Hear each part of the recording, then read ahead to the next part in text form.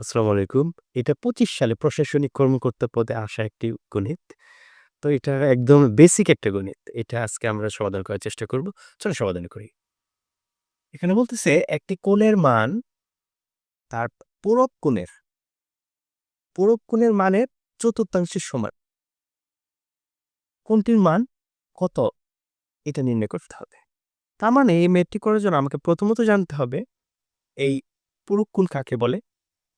এটা জানতে হবে। তাহলে পূরক কোণ এটা কিন্তু ক্লাস 4-5 এর একটা ম্যাথ।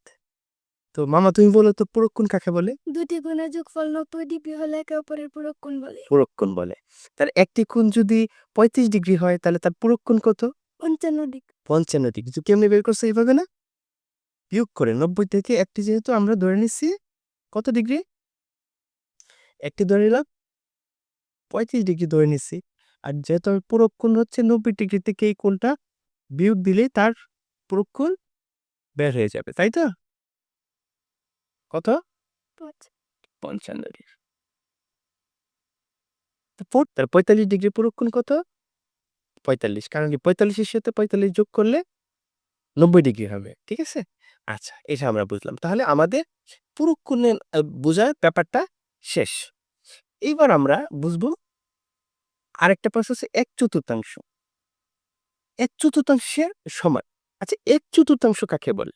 ১/৪ হচ্ছে ৪ ভাগের ১ ভাগ। এই কথাটাকে আমরা আরেকটু বিশ্লেষণ করি। ধরো তোমার একটা ছোট বোন আছে আর তুমি।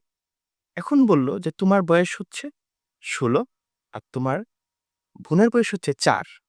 তাহলে তোমার বয়সের কত ভাগের ১ ভাগ? ৪ ভাগের ১ ভাগ না? এই যে তোমার বয়স তোমার বোনের থেকে ৪ গুণ বেশি, এই কথাটা ২ ভাবে বলা যায়। যদি তোমার দিক থেকে বলো তাহলে তুমি বলবা যে তোমার বয়স তোমার বোনের বয়সের ৪ গুণ। আর যদি বোনের দিক থেকে বলো তাহলে তুমি বলবা এই বোনের বয়স তোমার বয়সের ১/৪। তাই তো? তাহলে আমাকে বের করতে হবে কোণের মান। আর কোণটা কার উপর নির্ভরশীল পূরক কোণে। তাহলে আমরা যদি কোণের মানটা ধরে নেই x, তার মানে আমার পূরক কোণ কত? এই কোণের ৪ গুণ। তার মানে প্লাস 4x। এটা হইছে এই কোণের মান আর এটা হইছে পূরক কোণের মান। তাহলে এই দুইটা কোণ মিলে কত ডিগ্রি হবে? ৯০ ডিগ্রি। আমরা তাহলে এই x প্লাস 4x কে আমরা লিখতে পারি 5x ইকুয়াল টু 90 ডিগ্রি। তাহলে x ইকুয়াল টু কত? ৯০ কে কি করব?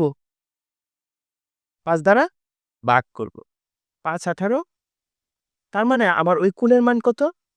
১৮ ডিগ্রি।